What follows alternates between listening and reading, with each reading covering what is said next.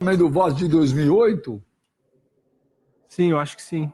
Não é o culpado é o elenco todo, mas ele teve uma grande contribuição.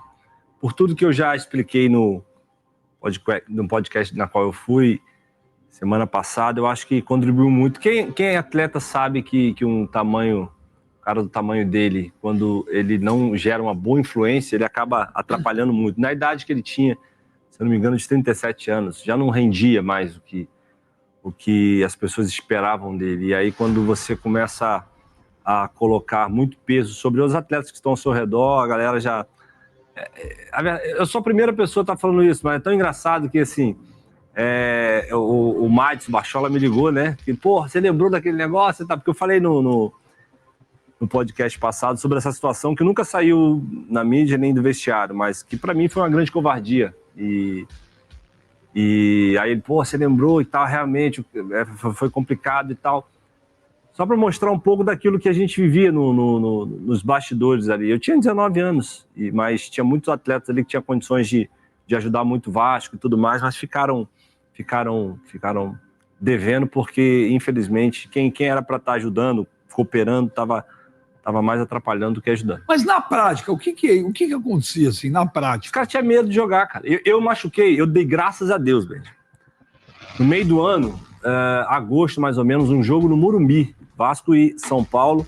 Eu, 15 minutos, pisei errado e quebrei o quinto metatarso do pé. Só num grande clube, mas com um cara também que botava uma pressão absurda em cima da gente, que era da base.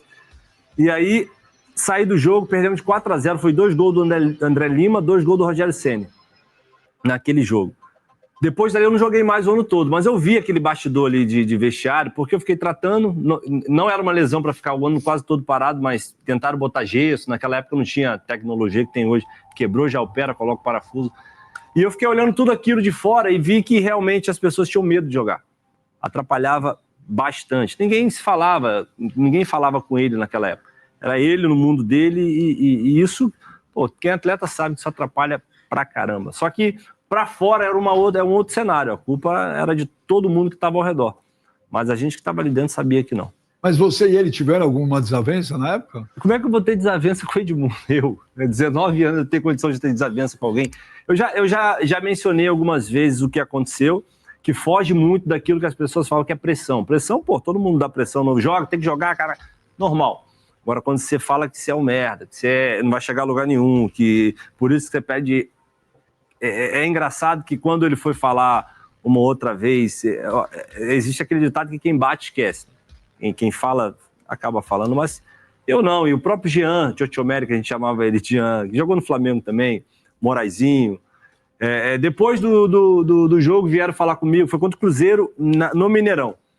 Depois que ele tinha ido embora, que ele largou a delegação, foi embora, ficou em Minas Gerais e a gente voltou. E a galera vindo falar comigo, não dá ideia pra esse cara não, esse cara é uma babaca, esse cara é isso, aquilo outro. Enfim, mas ninguém tinha coragem de falar com ele e eu entendo, porque como é que você vai falar com um cara do tamanho que ele tinha, ainda mais no clube, na qual ele juntamente com o Palmeiras, foi o maior ídolo. Mas, assim, eu acredito que naquele ano ele cooperou muito para que a gente... não foi só o Edmundo, como eu falei, o elenco todo, mas a briga política, o Eurico tinha recém saído, né? Da presidência, entrou o Dinamite, então existiam inúmeras confusões que culminou tudo dentro do campo. Eu contei também a situação de início de temporada, que o Romário era treinador, o Eurico foi e contratou ele, mesmo sem a permissão do Romário. Ele já treinava separado, ficou um tempo treinando separado, porque o Romário não botava ele para treinar, o Romário era treinador e... Eles não se gostam, o Edmundo e o Romário? Não, na época, pelo visto, não. Senão ele já teria integrado o Edmundo assim que tivesse chegado no elenco. Mas hoje em dia eu não sei. Mas na época, pelo visto, não. Então ele acabou saindo não por causa do Edmundo, por causa de uma outra situação que aconteceu. Só que aquela tensão no elenco já começou desde o início da temporada já e terminou com o Vasco caindo pela primeira vez na sua história. O Souza não pipoca não. Vamos para a próxima aí do Souza na parede. Próxima pergunta para o Souza. Pedrinho e Felipe vão salvar o Vasco? Salvar é uma palavra muito forte. Eu não sei se eles vão salvar o Vasco. Eu posso dizer que o Pedrinho tem uma tem uma ótima intenção em tirar o Vasco dessa situação. Isso aí eu não posso negar, eu vivi um pouco ali dentro, a realidade do clube e o cara nem dorme, o cara... Vocês veem o Pedrinho da Globo, né, que aparecia lá, e o Pedrinho de hoje em dia, realmente, aquilo ele está consumindo ele. Mas as intenções são melhores, e como eu já falei, ele erra, como todos nós erramos. Sair agora, uma decisão dele junto com a direção, mas zero Foi problema você com que isso. quis sair? Ou... Não, eu nunca iria querer sair, porque eu sempre achei, continuo achando que eu poderia ajudar. Mas eu acho que a minha situação ali era uma situação de você querer também se proteger, porque querendo ou não, Souza voltou. Souza tinha problema com o maior ídolo do clube, que o ídolo do clube falava que não tinha que contratar, que não tem que te trazer, que taranã. Para mim, o maior ídolo atual, fora o Dinamite, que já foi, é o Edmundo, né, do Vasco. Então, já tinha um problema. Aí o Souza entra, em alguns jogos não consegue render o que todo mundo esperava, que é normal para mim também, eu não tive sequência de jogos. Então, o que vai acontecer? A torcida vai embora, Souza. Os caras querem se proteger, também estão tomando pancada, então é melhor deixar o Souza. Não foi o Felipe que te dispensou? Felipe? Não sei se foi o Felipe que me dispensou. Eu acho que também, juntamente com a galera da direção. E, portanto, quando o Diniz veio falar comigo pela primeira vez que a gente teve a oportunidade de trocar uma ideia, falou, eu não vou falar pessoalmente, falou, ó, quando eu cheguei, infelizmente, a decisão já estava tomada. Então, desculpa, não, sem problema nenhum. Então, eu acho que o Pedrinho tem uma ótima intenção de ajudar o Vasco, eu creio que vai ajudar, eu torço para que ajude, é vascaíno pra caramba também. E eu acho que errou como todos. E o Felipe é um cara querido dentro do Vasco? Rapaz, complicado essa situação. Eu não tenho nada contra ele, né? Mas se eu disser que ele é um cara querido, eu tô mentindo. E eu sei que isso é um pouco forte falar, mas não é um cara querido por todos. Mas é a forma dele de ser. Sempre foi assim, é um cara que tem uma personalidade forte. Pô, de quem foi o zagueiro lá? O Capasso. Capasso. Pô, ele falou na coletiva. Sou mal. Aquilo ali realmente não é nem por isso. Sou mal pra caramba. Sair de casa pra comprar bebida é furado. A declaração dele, da mesma forma que eu acho que ele tinha algo contra o Capasso, pelo Capasso não ter saído, uma oportunidade que teve de sair, e aí é uma acomodação do atleta também, de que ele poder jogar em clubes que apareceram e não querer jogar, querer ficar vivendo no Rio, ganhando um salário. Então rolou esse estresse, só que eu acho que na posição que ele estava ali, de forma nenhuma ele poderia expor o atleta, que é um ativo do clube, né?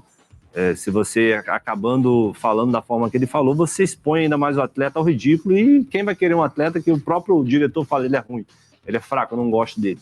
Então, e isso também soou um pouco, ficou mal no elenco, e eu, fazendo parte do elenco, eu posso dizer isso com muita propriedade. Tá vendo, Renatinho? O Souza não pipoca, não. Vamos para a última. Na parede pro Souza, ó.